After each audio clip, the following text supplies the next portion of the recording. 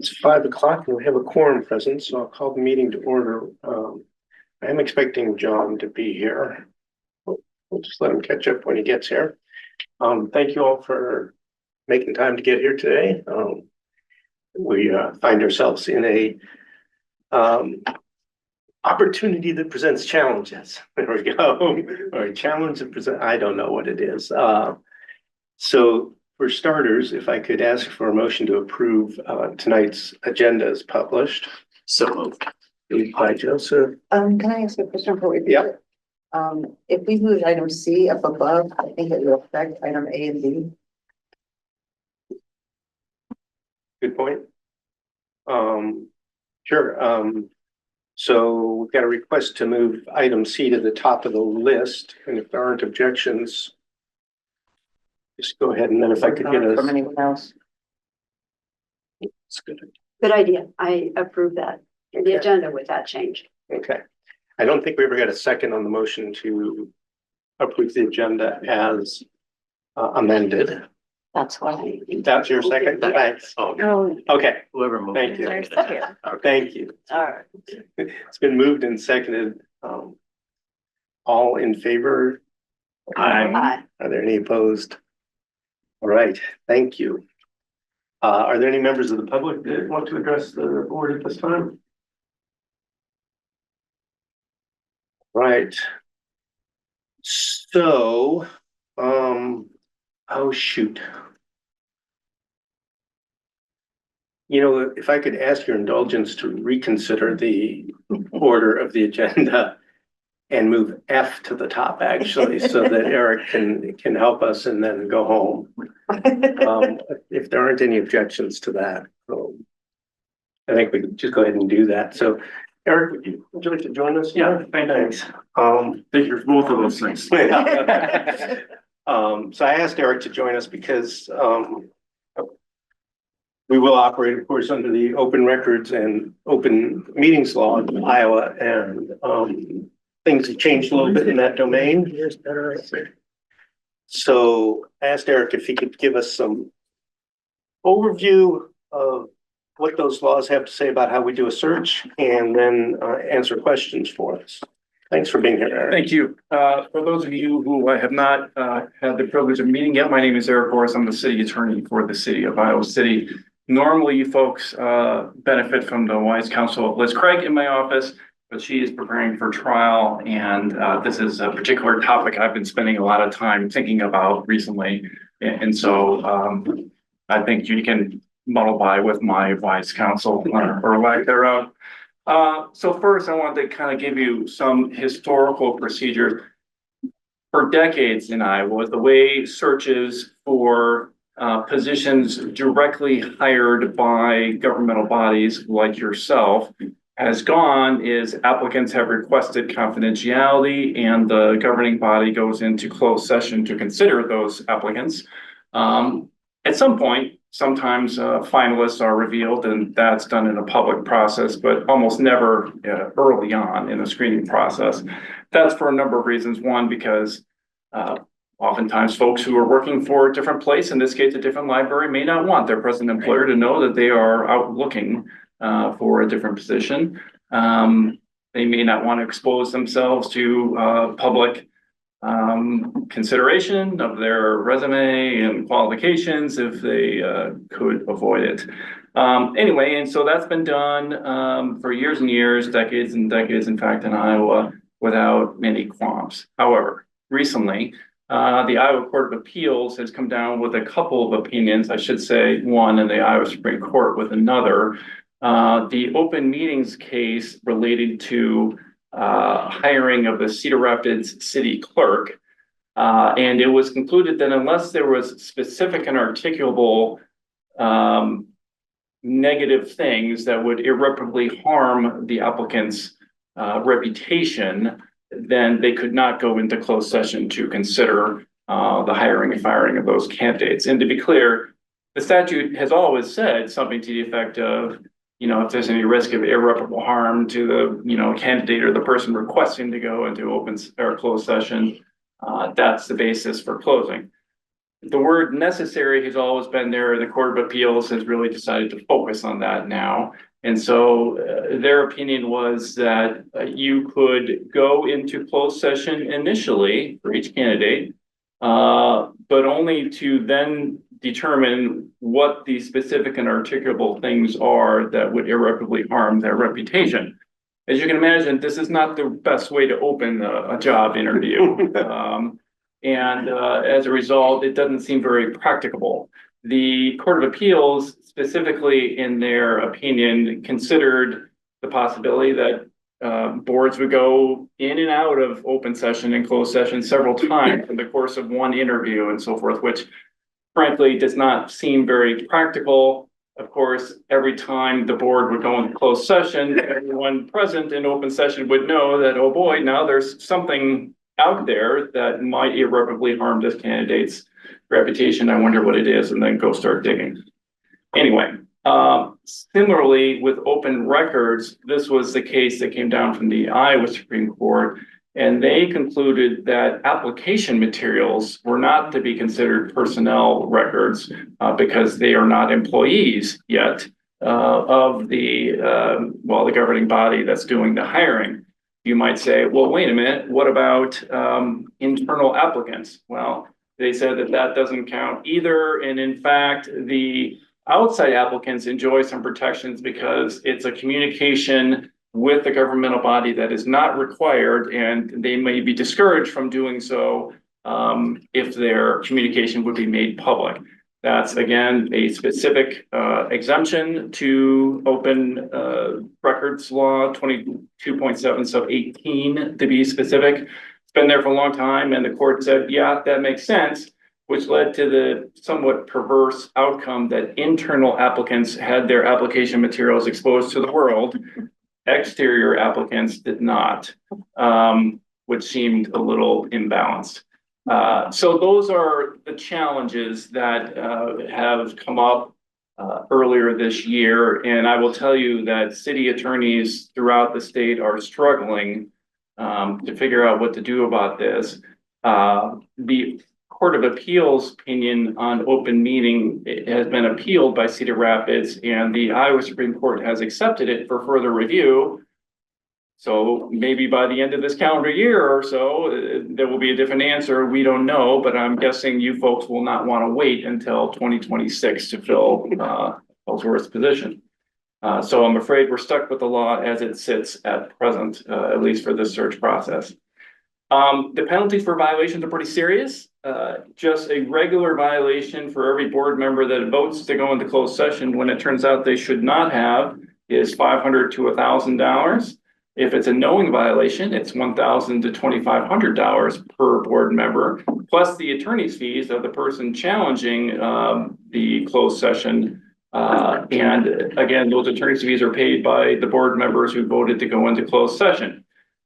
You can't believe it might get worse, but it may. There's a House File 706, that has been proposed by the Iowa legislature to change those penalties to $500 to $2,500 for, I'll say, innocuous violations, and $5,000 to $12,500, again, per board member, paid out of their personal funds, if it's a knowing violation. Plus, if they do it more than once, they are ordered to be removed from the governmental body. So that's the kind of downside risks to getting this wrong. It's not a law to be messed with in long and short. So obviously this leads to some problems. I think that any search expert or consultant would tell you that the disclosure of candidacy and hiring is going to discourage many applicants because for the reasons I mentioned before. This is a similar problem for evaluations. Again, city or attorneys throughout this state are struggling with what to do about that as well, but that's not before you tonight. So there are at least several options. There are probably several more. One is the obvious, which is you could have a fully open process. That is, all the materials are available to the world. Anyone who applies, you would want to obviously communicate to them up front in the application materials that anything they submit will likely be public. And any interview process or screening process, selection of finalists, any of those kind of things would be done in open session. As you can imagine, that probably would not help your candidate pool. Another would be to delegate authority to winnow the field of applicants, perhaps to just a few finalists that maybe would be public. And you could do that to a single person, say the board president, or you could do it to a small group that would be less than a quorum. And in that regard, it's important that this not be an official subcommittee, because there are arguments to be made that if you officially appoint 4 of you, let's say you're a body of 9, that would be an official subcommittee, and that body would be subject to open meetings law. So that would defeat the whole point. But you could, appoint, let's say, or delegate to the board president, and he in turn could select a number of volunteers from your board, again, less than a quorum total, maybe some folks from outside the board, if you think that would be valuable to your process. And then they could, as I said, winnow the field and deliver to you, 2, 3, 4 candidates, whatever they felt was appropriate. And then the board could pick it up from there in open session. That's another possibility.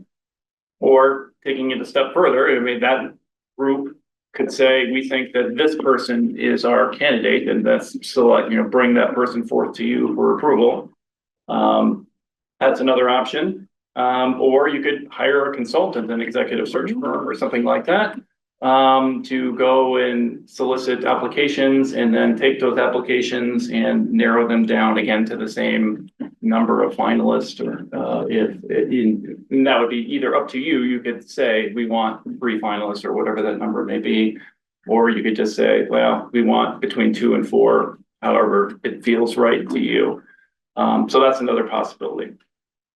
And I'm just looking through my notes. I see that I mentioned about the materials, the application materials could be likely to be shared, particularly if they're from internal candidates for the position. And I guess aligned with this final point, I'm sure you already know this, but the final decision of hiring the executive director would need to be made in open session. I'd be happy to answer any questions you may have. Yes. So having talked to you about this 5 years ago or so when we did this before. Yeah.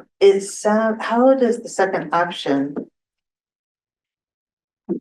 or between the second and the fourth, really differ? Because in the past we had consultants that would go through the list of candidates and bring down the entire pool to a manageable number. And then we did have a first round of interviews with that group, which would have to be open now.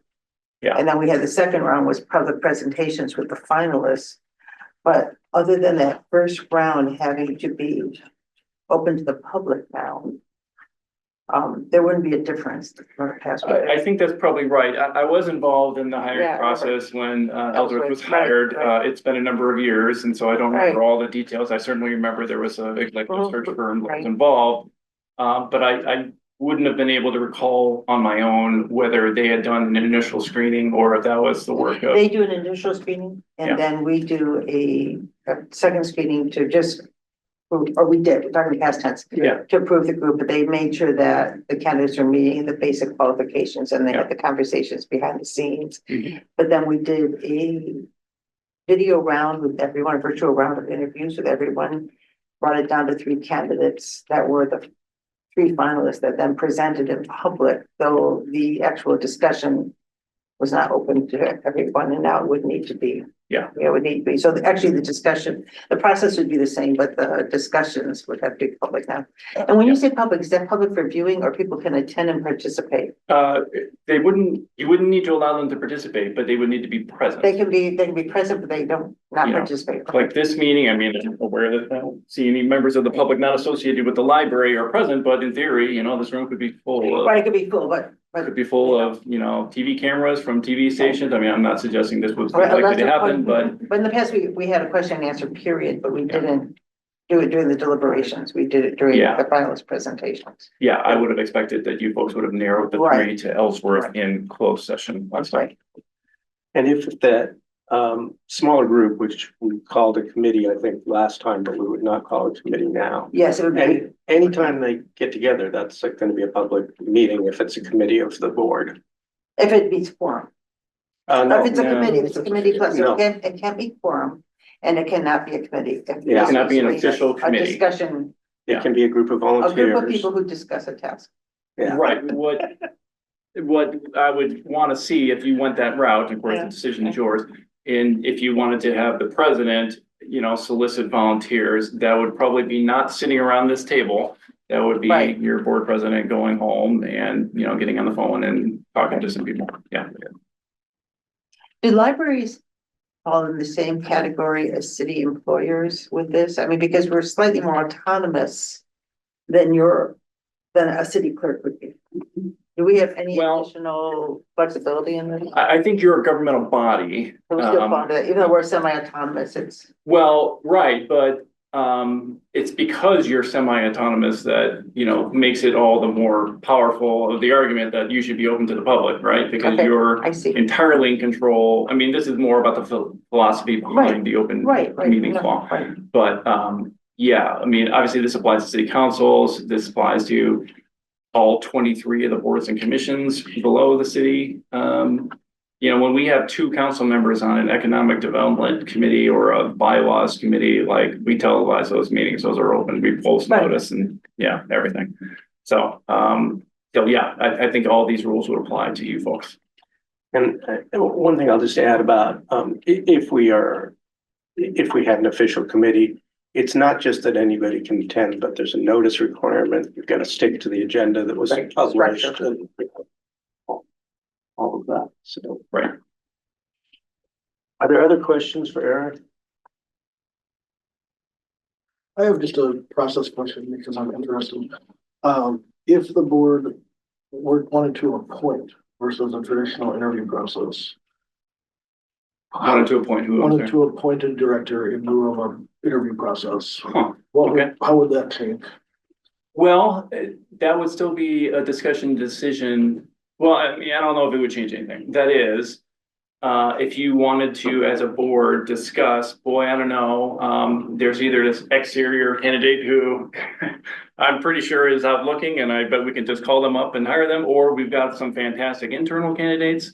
That would be a discussion you'd have to have in open session. And unfortunately, that would be, you know, internal employee A, we think they're fantastic. Oh, they are, but are they as fantastic as employee B? You know, like all of that would have to be in open session. I mean, this is one of those tricky things. There are only in the city 5 employees to whom this applies. The library executive director, and it's because they all work directly for a governmental body. The governmental body does a hiring and firing. The library director, who is hired and fired by you, the airport manager, who is hired and fired by the airport commission, and the city manager, city attorney, and city clerk, all of whom are hired directly by the city council. So, you know, the city has something like 1,000 employees and this only applies to 5, but it's one of those 5 that you folks are. Sorry? Yeah. Sure.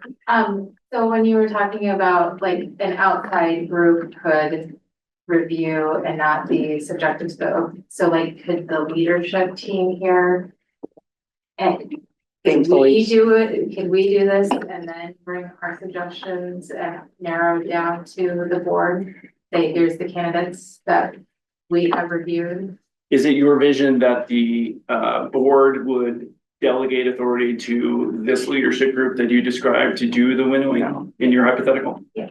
I think that could be done because the leadership group would not be part of the body, part of the board. So I think that would And be then legal. it would not go against the open record. Right, I don't think that would violate the open meetings laws. And Right. so we could, and it wouldn't have anyone's applications out there in the public. Oh, I wouldn't agree with that. Okay.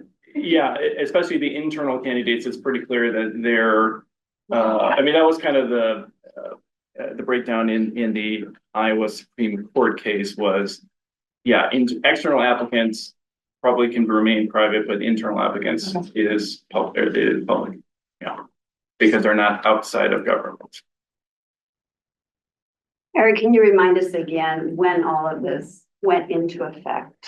I want to say January of this year. There were two cases, and I can't remember when the second one came out, but these are all this calendar year. This is all pretty recent. So we wouldn't have people in the state that we could turn to and say, How did how you to do it? do it? How did it work? I've been making those calls, and it's there's no silver bullet. I mean, I've spoken to a number of other city attorneys in large metro cities in Iowa. We're all struggling.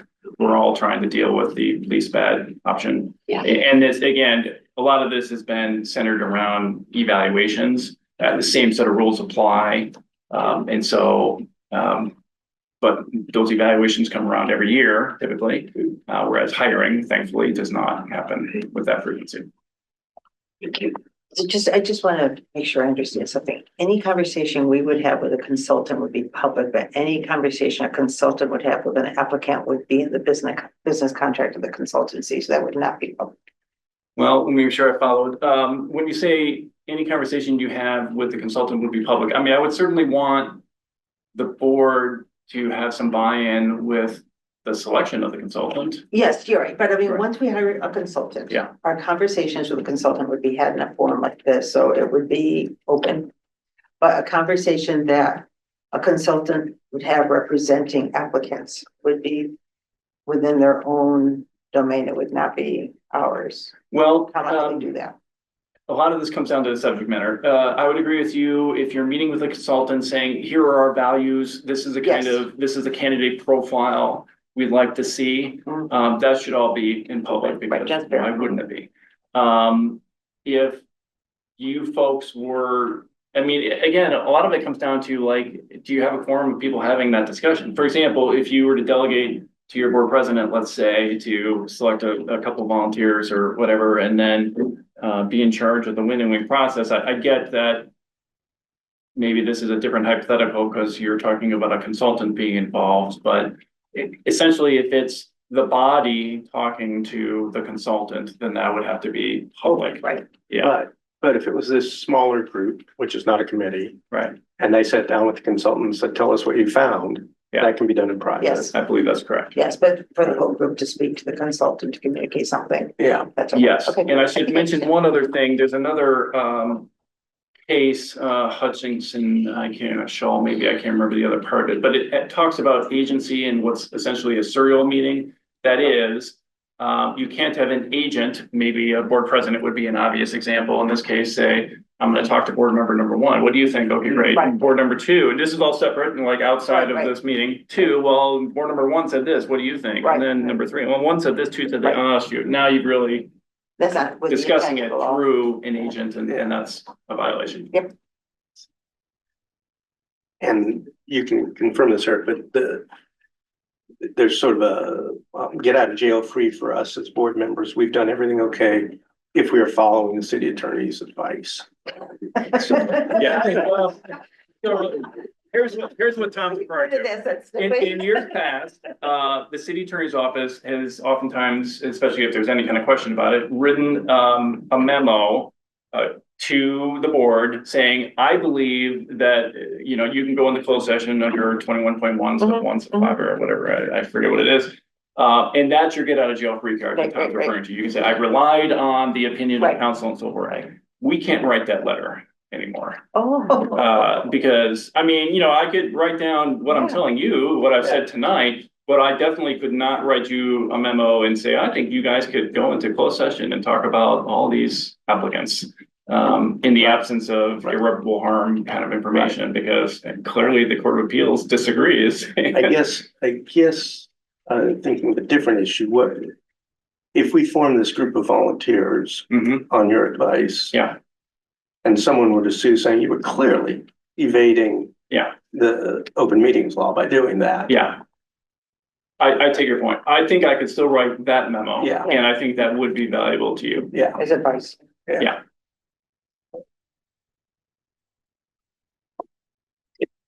And that person who alleged that would be wrong, just to be clear, we're not evading the open meetings law. But, Right. Understand. Yes. Okay. Other questions for Eric?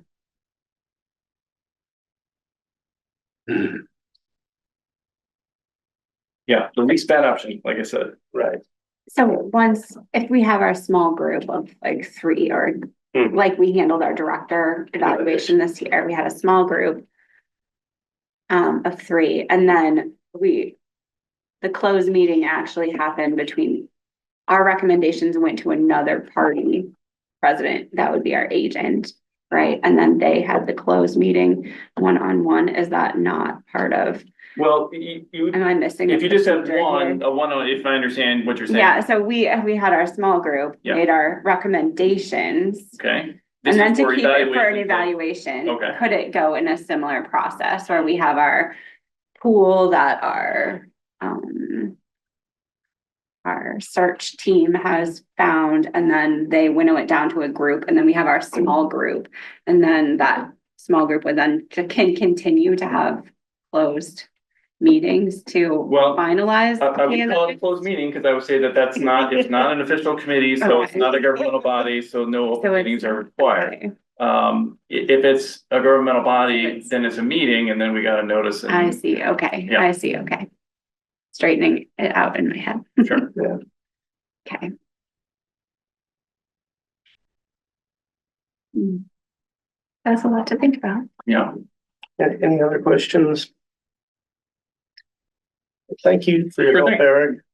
Please don't We'll be in shy touch about, again. yeah, about to Sure. say, please call me or email. I'm Yeah. happy to kind of continue to talk it through. Like I say, we municipal attorneys in Iowa are all trying to figure it out ourselves. Thank you. Thank you and good luck. Thank you.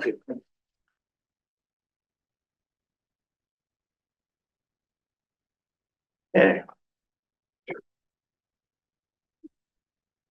Which brings us to item 4C. And the question of whether we want to employ a search firm. Robin, it might be helpful for the group. You're the only person who's done this before. To I'm just sure describe what Shannon has, and Well, Jason has, and the only they've been member- on the committee with, the only member of the board. Okay, so Because they may generally have speaking, put board two. members. the pros and cons of hiring a firm. How did it work last time? What was good and bad about it? There are some firms that specialize in library-specific searches.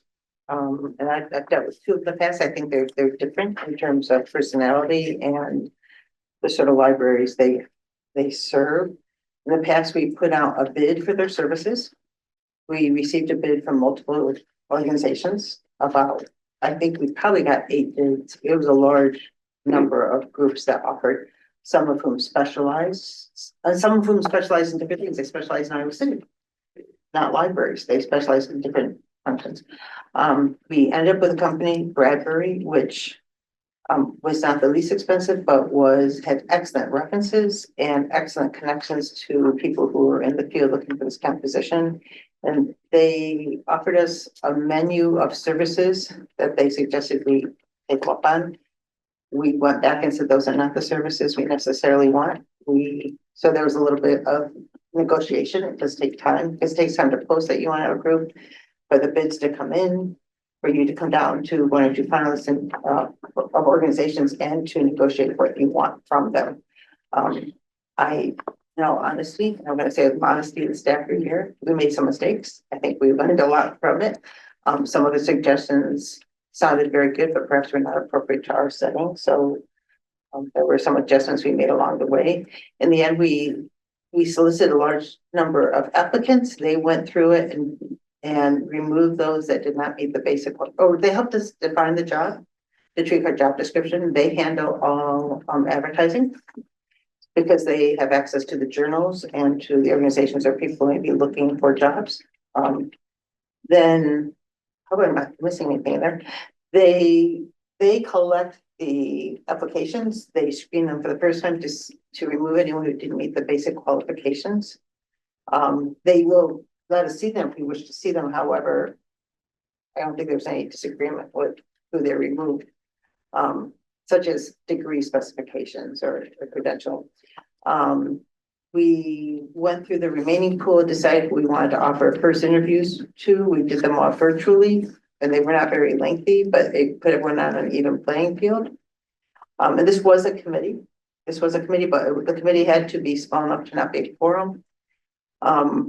We discussed the first interviews and invited 3 people to come for finalist interviews. Those finalist interviews also included presentation to the public, and it was listed, so we put them in the large meeting room and they all presented their view from library. We did them all the same night. So they got to see them all together. If this is, and maybe it's good for you after to say what you see from the other side of this. We told them we met again, we told them the candidate we would prefer, they helped negotiate with the candidate and be our broker in many ways. To be the go-between. What am I missing? People have been through this. There was a staff. Well, that was, Say that. no, well, that's what I was alluding to in some of the, oh, you're right. So when the finalists come, they also had, it was a day-long interview. They met with the board, they met with the staff. We had it as a round robin because there were multiple interviews they're gonna go through and we need to keep everyone rotating so that we could also do all the interviews together that evening. Tour. A tour, there's a tour that happens, right? It's getting to know the entire environment. There was a tour of the city with someone from the city. I don't remember Yeah. everything that happened on the city side, but I know that. It's a there was day-long, A driving. It's a complex schedule. It's a complex schedule and it's a lot of moving pieces because people talking to them have to be there for almost the entire day because everyone's kind of coming in and out the whole time. I think one of the challenges for us is thinking who would be in what was a committee would now be a discussion group, but there's a recommendation made by the, let's say, working group, the committee at that time, that came to the board for final decision. And the process probably took us, 9 months, 8 months. It is a long process to hire a director and to get the right person. That was probably one of the ones at the beginning being fiscally conservative, saying, wow, this is a lot expense wise. I have no regrets. Just as Ellsworth and I have spoken at ILA and other conferences on hiring a director and listening to other libraries of the same size that did not use the firm. I think they're at significant disadvantage and often reopened their searches. Because I think you didn't have the national outreach to really be able to reach people in the same way. They had excellent marketing teams. I remember brochures from Ames or Cedar Falls, these beautiful materials, but there's connections that are made. They do everything from suggesting interview questions to what you're going to do, but you can take their recommendations or you can reject their recommendations. I found them very easy to converse with and to explain, this is what we're going to do, not going to do. And they didn't always agree with us. But they're working for us. I don't know if that's what you wanted. That's very helpful, very helpful. It is the public, just my one thing I would say, and Susan warned us this, and I think I understood the words, but I think you see in action. The public will be very involved. They will be very involved with every step and they will attend and afterwards they will give you their opinion. And after the public forum, we also allow them to put their impressions on paper for us to read after. This is a community that is very committed to this library. Yeah. And particularly during this time when there's so many challenges going to libraries, I would expect we're going to need to involve the public in some way. But maybe the staff has some other perspectives, things I'm missing, things I forgot. Jason and Ann were just very involved with us and joined, they were invited to the committee. Yeah, I served as the management representative and Jason at the time was from staff.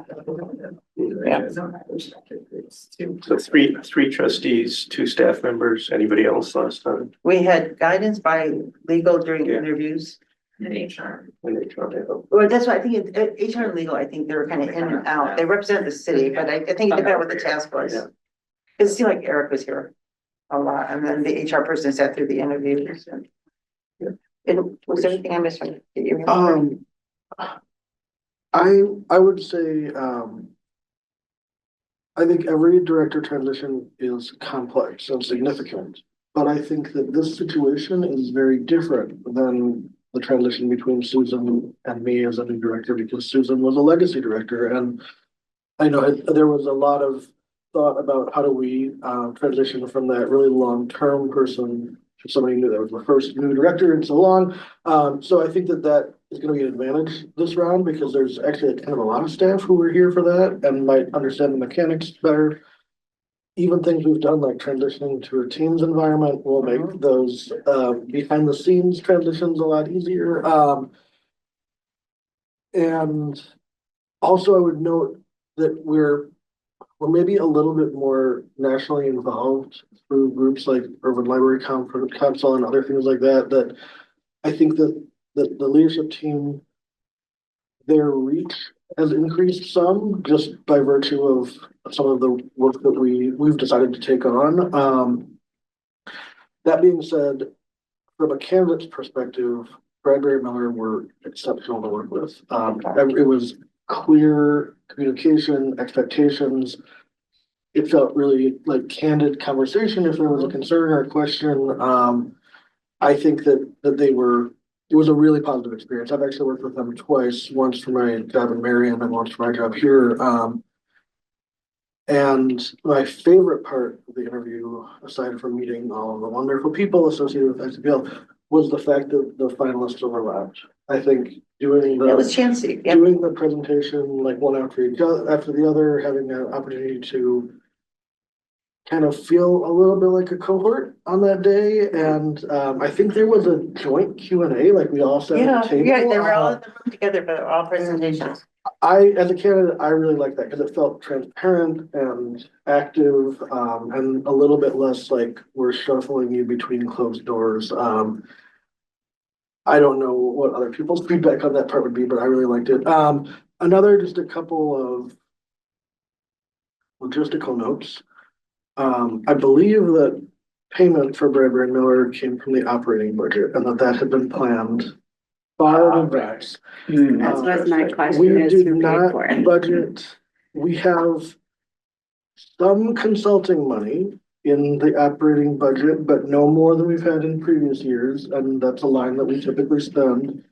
We haven't brought the Nobu budget to the Yes, board yet. it came from the, I remember the portion coming from the Nobu budget. We have essentially committed, pending your approval, 40 or 45,000 from Nobu this year for the CIP. So that's kind of the big wiggle room that we would have. It hasn't been asked and it hasn't been granted. So these are sort of hypothetical, but Jen, is there still Enrich Iowa money from a COVID year? You don't know the amount that's in there, do you? It's in the fall of the 20. And that's like 19. I think we just. And then wondering if some programming priorities might be adjusted as the leadership would be distracted by this hiring and the timelines on some of those things that we're budgeting would have to be adjusted. I think that, as far as this year's budget, there's not really gonna be any wiggle room because we're so close to the end. By the end, right? But we're gonna spend it in the next year. If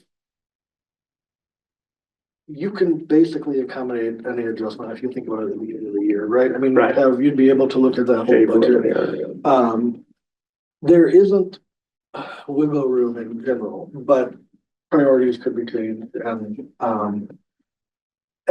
there are a few different ways to look at it, but there was not anything put in the budget. I don't know what the cost last time Bradbury Miller was used, but I would assume the cost has gone up. I would assume it was more. But also, I wouldn't it's by say- service too. I wanna say it's either 37 or 87,000. That's It's an investment. It might have It's an been investment. like, this is what it could cost. Right, it could have you, been what their and- first offer was. And I think we might have gotten it down to the 30s. And I don't remember if that included people flying in. So we also have that. The budget was everything, because we paid Bradbury for everything, And the travel costs, but the reason we did virtual interviews was to minimize the travel costs for both the candidates and for the consultants, because they will want to visit. So you're responsible for those costs. Where are they out of? Bradbury, where's the office? Where'd someone say? Ohio? It's Midwestern, but I don't remember where. Yeah. Or they were, they may have gone through changes as people have retired. Right. Yeah, they're out of Missouri and then I think a new person has taken it over and she's. Yeah. Yeah, I think, in any case, if we use a search firm, we'll have to look at, several. The one thing that I thought about when I saw this on the agenda is, because of the attention we've had on Iowa libraries, a search firm might be a good communicator of the unique aspects in our state or on the state candidates. Being able to make the case that it's not as bad as you might think it is. Or just what the truth is behind the hysteria. Yeah. Yeah. Especially Yeah, I if will, our hands are tied. yeah, I will confess that, I was really focusing on speed, which mitigates against a firm. But I'm becoming convinced that we probably need to accept that it's going to take a while and probably get the help. It's a little different if you're embedded in an organization that has staff to do these kinds Right, of what about functions, hiring and staff? we don't have that. So I think that's a valid thing to say because I had thought about how much time this had taken off the board. And I know how much time it took me, and you would need a staff person to go through all those Right. CVs and to set up all the logistics and Right. do the interview, the communicating. It would be a full-time person. yeah, And Robin, I think you're right about the public wanting part and the staff as well. Something I've been thinking about is like how tricky that was to navigate, to take in the feedback, but then to use that as an evaluating tool, but then you also have now a bunch of people that are part of an interview, basically giving their opinion, and then you might have a different final candidate. But they were saying, if I understood Eric right, they wouldn't speak, they could attend. But they could Yeah. not speak into the public forum. I guess I meant more of when we did with the Yeah. visit and everybody Right. did their presentation. And then everybody wanted to share how they felt. And then the committee came back together at that time. And No. did the voting of the finalists, and then you had to then kind of deal with the aftermath of. There was aftermath, and, Right. but the one reason I think we needed the public process is we have a lot of people who invest financially in the library, a lot of donors. And that gave an avenue for them and for the Friends Foundation to be involved, because there was no. I mean, the responsibility falls in the trustees, not anywhere else, so like. The one of the pieces of cleanup after was meeting with the people in public that had made long-term investments in the library to go back and say, let's have a conversation, because I had to go to a lot of those one-on-one meetings with people. And I wouldn't say it was justifying the decision as much as hearing their concern and giving them audience, especially major donors. so did the committee in the last search bring to the board a recommendation of a single name, say we recommend hiring this person, and then the board acted on that? But there was the avenue for conversation. There was conversation about, and all honesty, out of the 3 finalists, I don't mean to make this painful, there were 2 that were close. There was one that was leading. Right. I think there was one that fell out, and so the group was divided between the two finalists, but in the end came to a consensus. Yeah, But it was the process of the discussion, and that would be difficult. I don't see any way around it. I I don't- think we're gonna have to sit here with the public present and say, I prefer candidate A, but I could live with candidate B. Katie, maybe you want to say Yeah, I something? have a question. I heard about some of the conversations with donors, post interview process and I go back and, I mean, I came to this meeting thinking I'd like to suggest that the foundation does have a seat on the hiring committee, but I wonder if you think that makes it more complicated or less complicated from your experience. I think it makes it more complicated, and I think it's the responsibility of the board. That's the responsibility of the trustees to handle that. Pardon? But I just called it a committee, yeah. No, I don't think that's the committee. I think that's the responsibility of the board of Right, trustees. So it's not a committee. It's the responsibility of this group, and they have to take, in a way, the fall for it. They have to own their decision. And But in the past, there was a member of the management team at the library, and then it was staff member, somebody who was not on the management team who worked at the library that was Jason at that time. well, that's a very long discussion how that came about. But, Yeah. Yes. the staff wanted representation, and it was decided that there was discussion whether it should be only manager or whether it should be inclusive of all staff. And the decision was left to staff to work out on 2 tiers, and they selected their candidates to represent them. with their own process so that they would have buy-in. I understand that it's the, you know, responsibility of the board to meet with, donors and perhaps maybe the foundation director and those donors talk about any concerns that people have after the process. I think my question was more about if we were to consider having me serve on the hiring committee so that the foundation had a seat at the table. Do you think that that would complicate that after now? Yeah, Those I think conversations. I think it would be confusing. My perspective is it would be confusing because you need to have representative staff. So I think it's up to, you know, the chair, how this committee's put together. It's just from my historic perspective. Yeah. Because also when the donors reached out, they didn't reach out to the friends.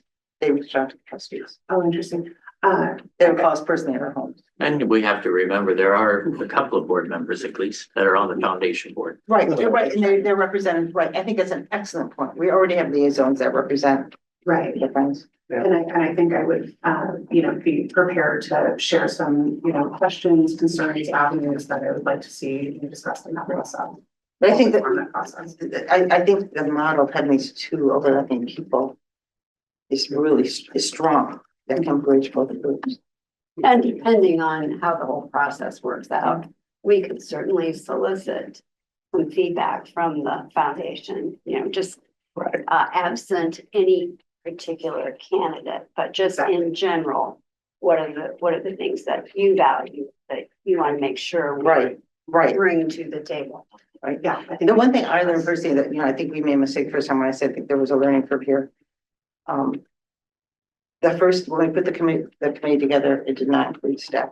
And it needed to, but for two reasons. First, for staff buy-in, but second is for their expertise. Yeah. We really need staff. And that, we need the librarians who are on the floor in that one.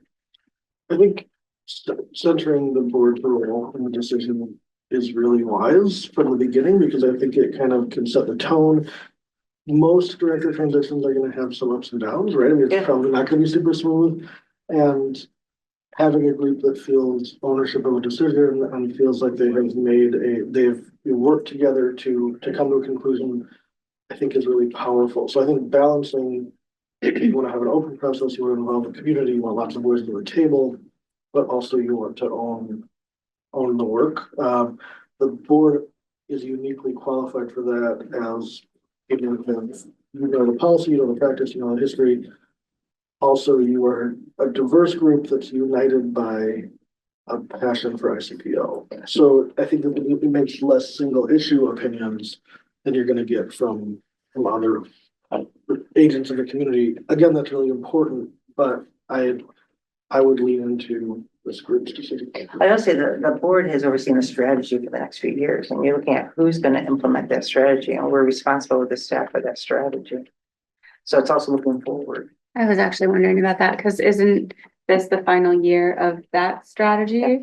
So we're gonna have an overlap with a new director and a new strategic plan. Which is At the great same when we get time. to know the Which is strategy. theoretically really great, but it also in the meantime is like an ambiguous moment. I guess I could Yeah, there say. may be a gap between There's, plans. that's, you know, That's there's that manageable. time in between, like, I mean, at least like the incoming director would then have full ownership, you know, or like be fully involved in the whole strategic process, which is important and a little bit fortuitous, but there's still gonna be a tricky gap there where we're finishing one.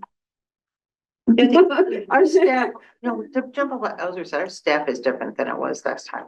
So what we did last time may not be a total either, because we had a lot of people who spent their entire careers here. It was a very different dynamic than I think it is right now. And I don't mean to imply that you wouldn't want lots and lots of input. I think that's Yeah. really awesome. I think this community is poised for that. It's a high accountability community and all that's great.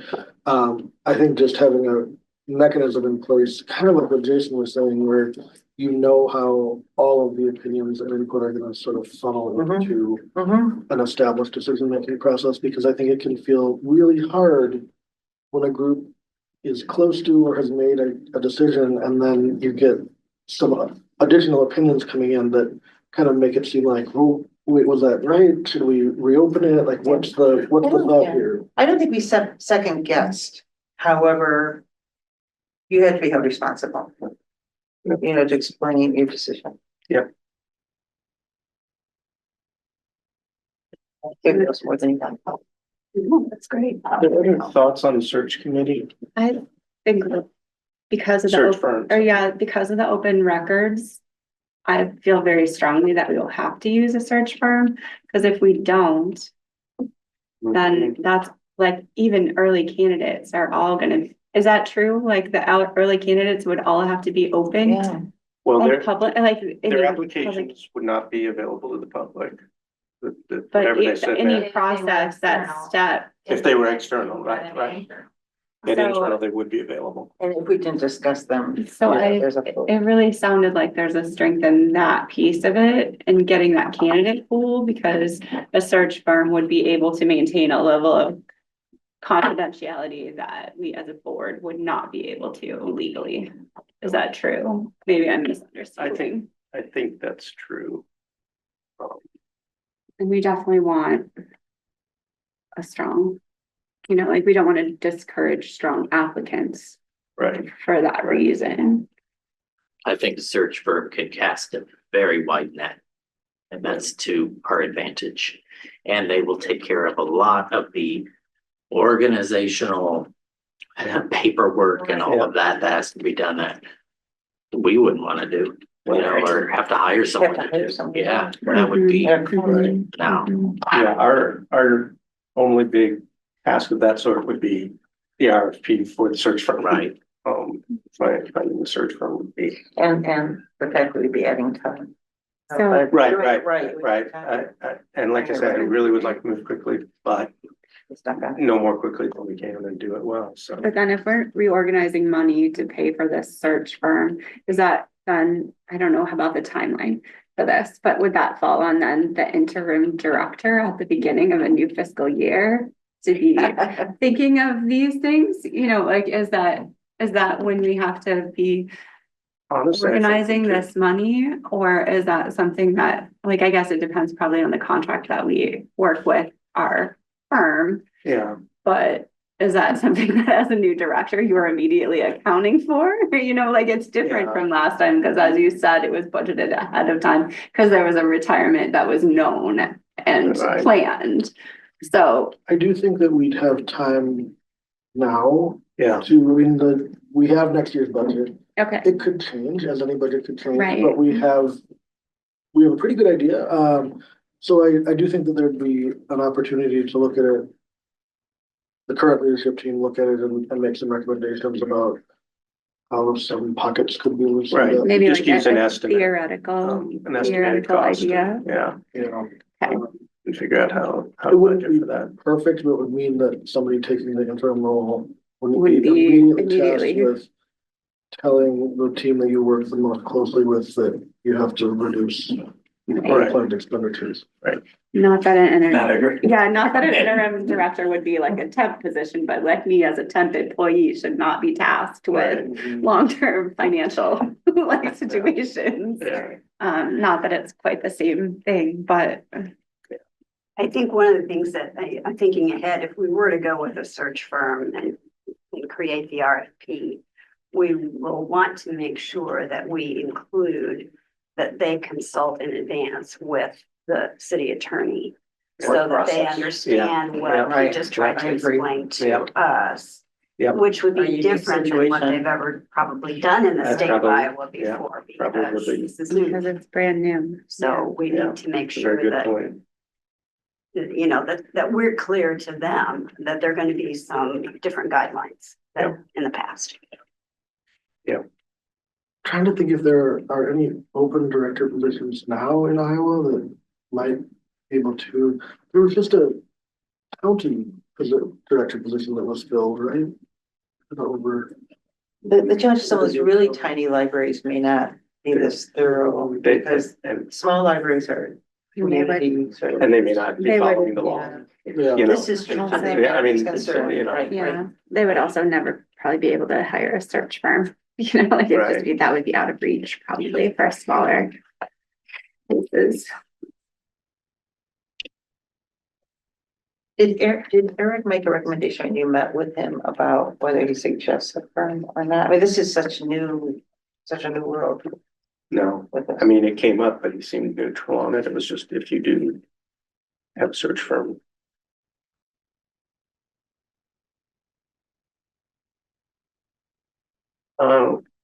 Well, I would entertain a motion related to item C, search for library director, discussion on employing a search firm.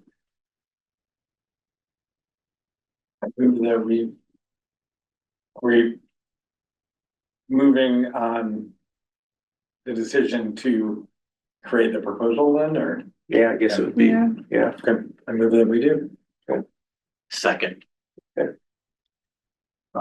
Any further discussion? Who are we? Yeah, I was gonna ask, how did that work last time? Excellent. Well, we Who did. created the RFP? I believe the RFP.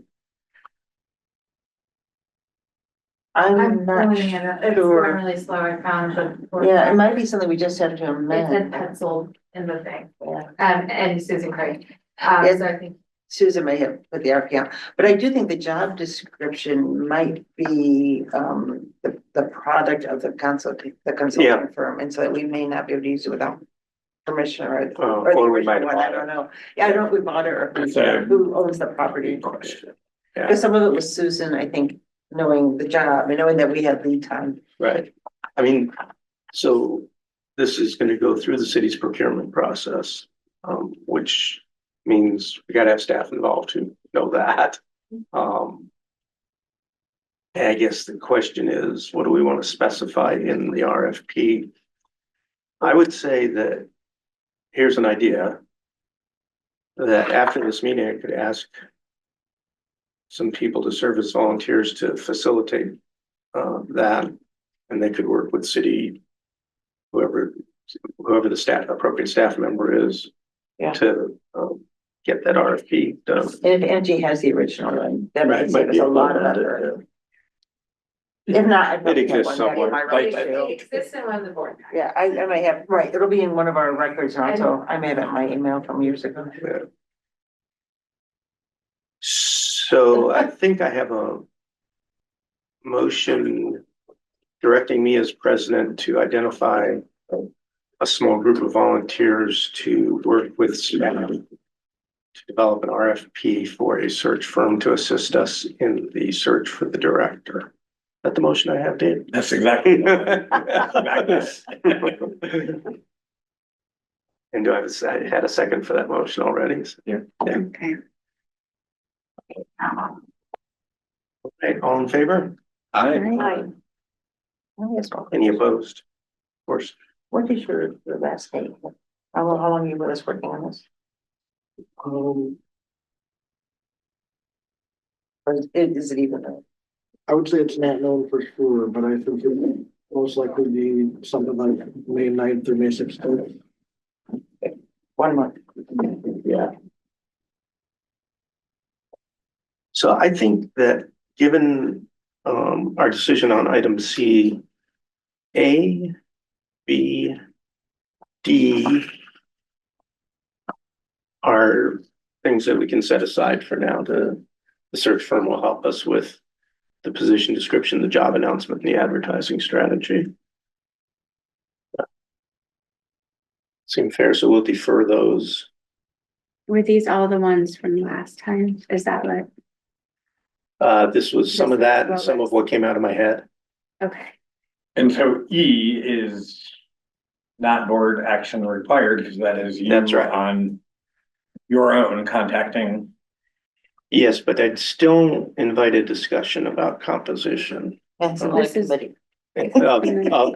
What sorts of volunteers should I look for to help? What would be the With this. qualities of? Like, Are you saying like within the trustees or within the trustees plus? Yeah. Is that what yeah, we're so I talking think we about take as a here? given that it's 3 or 4 trustees. Continuity for the whole process. You don't like Right. it twice. Right, so that, right, this process will extend into next year, into the new And this board. is like how we've done, or how it was previously where staff members were involved. Well, that's something we should discuss. I think I like that idea, but we should discuss it. I like it as well. Yeah, absolutely. No, I think I will say definitely having the staff separate from the management. I think that's a huge value to the process. Maybe the staff can say what they want. Yeah. Or what they suggest. Do you think that was valuable last time to have a representative for the management and a representative for the staff? Do you feel like that holds? You don't want to be on it anymore. Actually, they could have both, they could have both. I will say, I think that, I know their feelings on it, but from the union side of it, I think they'll absolutely come back and want, to Representation. have, representation on it. When you say that, do you mean like that we should also consider a representative for the union? No, that's how we got the staff. The staff, We got the yeah. staff represents the Right. union. Okay. And they will want that. Okay, And then I think the leadership team will say if there is someone from the union, then we want a confidential employee, leadership person okay. on as well. So the last time it was put out, you asked the staff to basically select someone for that committee Within their category. within the category. And then the management team also put forward their person. I think a couple of things to keep in mind in this separate process is to be really upfront with staff about what can be shared, what cannot be shared outside of those meetings. Because there is a lot of pressure on the two employees that they're not, staff might have the perception that they're not being forthright, when in reality, they've signed a non-disclosure agreement. They're doing a personnel process. Being really upfront about what can be shared and what cannot be shared to not put, so those employees don't feel pressure. And then. Yeah, there was a lot, and it was, I think, yeah, what Ann says, just right from the get-go. Right, and we instead tried to put out, once we figured out what we're doing, try to put out regular notices, but I think we need to do that to staff so that they knew who the spokesperson was for the working group and they did not go to their peers. Because it was a no-win situation for their peers. Sure. And it was really like I'm sure, like, I believe you're right that it informs, it can inform you so much on the things that are important. It also ends up just kind of ending up being like a no-win, because parts of the interview were public, like meeting with staff gave input, meeting with the public gave input, and then it informed the decision, but there was 3/4 of the thing was all these one-on-one interviews and really detailed answers about questions that none of those people heard. And so you had to you could take it and be like, well, that's interesting, but I also know what they said in the private interview. And nobody else heard that. Only about 5 people heard that. Right. And you couldn't share that. You can Right. share it, can't, Right. still to this day can't share it, and then you put forward your finalist, and then you were left with like a void of like a bunch of people had no sense of who they liked. And then when it wasn't met, it was a little bit like, well, that's interesting, you know? Yeah, it's an unfortunate and unavoidable Yeah. fact of any of these processes, and I would say, for the management representative, I would say, well, that's a leadership function, you know, to deal with that. For the non-management person, Yeah. that's just hard. It's just- And we were the ones that were really advocating, and then I think kind of people were like, oh, Yeah, this isn't how what I was kind of thinking. Be careful what you wish for. Yeah.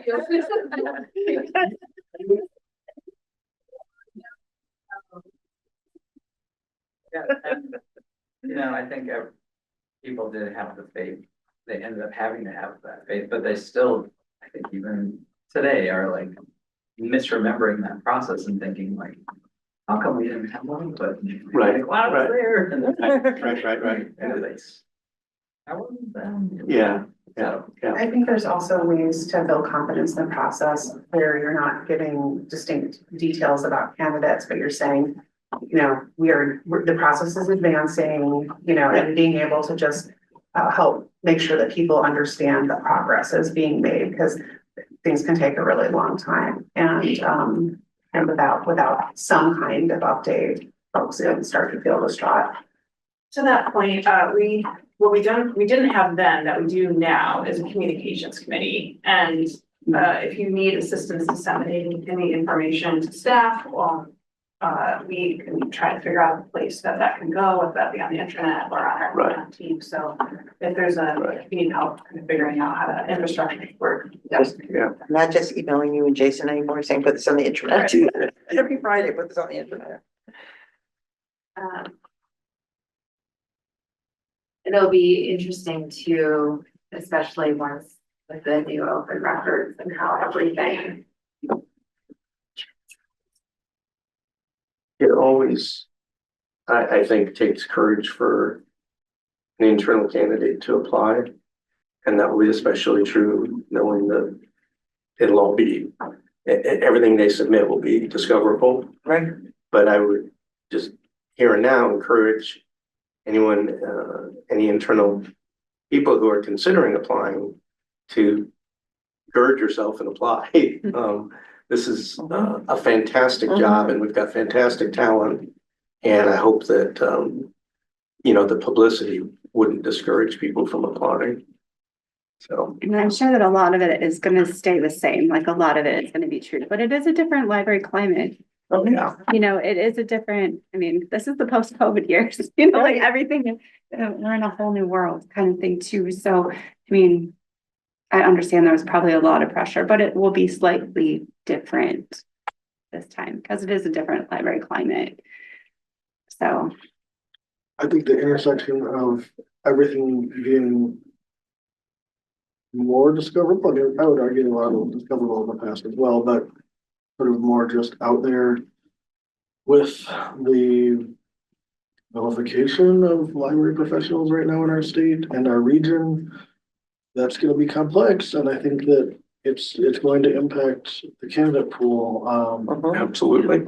So I think it's just I don't know how much you could address that directly or indirectly in promotional materials. I mean, you don't want to say anything that looks like you're trying to make it seem different than it is, but I do think that savvy candidates are going to have a lot of questions about it. And I think that's going to be an important discussion with the search firm that's selected because we're going to need their help on that. I did notice in our description, there is not a single word advocacy. Right. Which has been a huge part of what you've done in the last few months. So, and not just you, but the whole library has. So, it was not in the job description anywhere. But again, like you said, this is a conversation we should have with the search firm. And maybe for the city to see how far we can make a city employee be. Really interesting with the job description and the search firm, because this job description was just put together by the city's firm. And they were pretty adamant that we accept these job descriptions as the firm, they paid a firm to do it. So I would suggest that you have big discussions with city HR and then the manager over the job description and any changes that you make to it. Yeah, I don't think we're going to have a lot of latitude, frankly, on the job description. I mean, you and I talked about it when it was updated, and I think that the big pieces are certainly represented. And so the position description is one part, but then the announcement is That's exactly my another question. place to put a little bit more context and personality. And that's something that we would. Search firm will help us write. Yeah. Okay. Yeah, search firm would help us write that. And I think that probably it would look significantly different than the one that was used yesterday. But that's the place where we can say all the great things about this library, this community, and you know, try to get across that yes, there are difficulties in the state, and yet this is a really great place to be a librarian. So we're not actually going to act on item E because we're not going to have a search committee. But I will be in touch with some trustees to ask if they would work on this project. And I suspect there'll be 3 trustees. And I'll consult, I think, with you, Ellsworth, about how we can ask the staff to identify a couple of people, as we've discussed, one from management, one not from management, to also work on this project.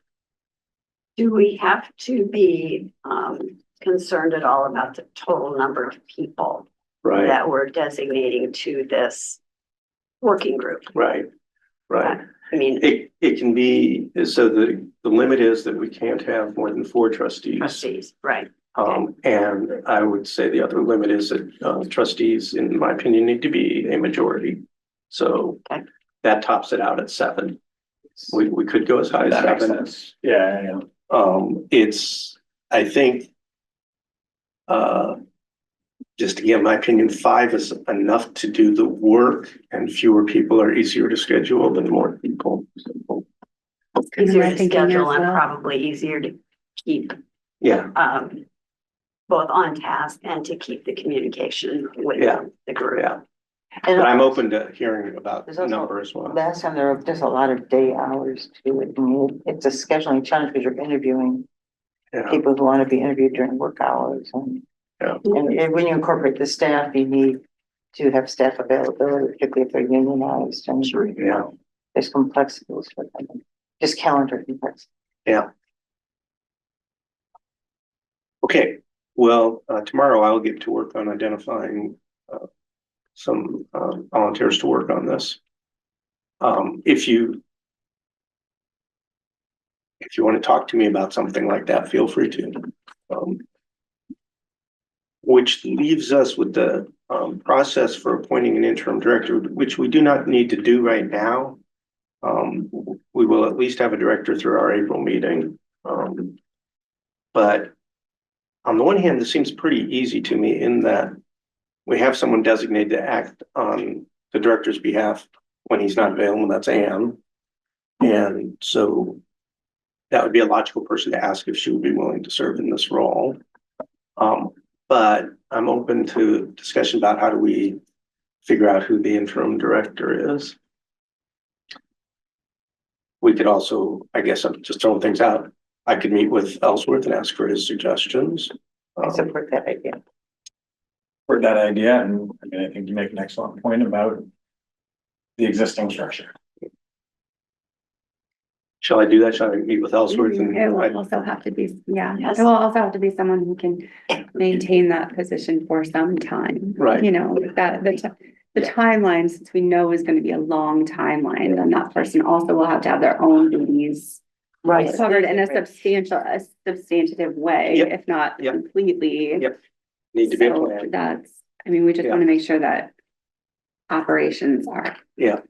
Yeah, that'll be an interesting Functional. discussion also No. with it because Cause I mean, question of whether you spend budget to backfill or whether that creates opportunity Well, you to have search some- firm. Budget from this, the savings of the director being gone, Right, that's some of that. exactly. Which also. So you could can be use applied that to for the city. backfill and apply to search, right?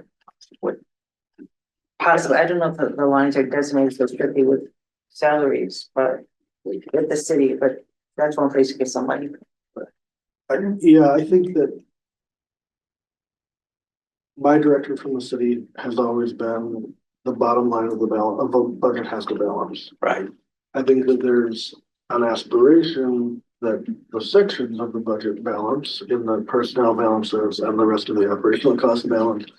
But like I said, my real directive has been, does the absolute bottom balance out. So I could move think it. that there- It's an unusual circumstance. it's a. I mean, I think I know what finance would say if you ask them directly. But I also do think that there's, you're right, that may create some order. I don't know in the past if the library has increased compensation for an interim director. I certainly would advocate for that. Yes. But that would, Feel like I have one. that would impact what those numbers look like. I don't Well, it would, imagine- but there'd still be an open position. I don't imagine that the city would go back into the budget to change the personnel allocation, I guess that's technically possible. Well, why don't you and I get together and discuss that? Can I ask you one more just side question to that? Are our budgets already submitted, or is the interim director gonna have to take on the negotiations with the city council on the county between? It's, for next year, it's all, unless there's a change, Okay, everything's good until the fall. that's what you need, okay, so we look at that. I mean, no, but there's the last piece that will come in. It's internal. But that's, It's pretty straightforward. and that's in my time here, that's been a very collaborative process, so it won't be a hugely significant difference. Well, we went out of order, but I think, and somebody check me, I think we did hit all of the items on the agenda.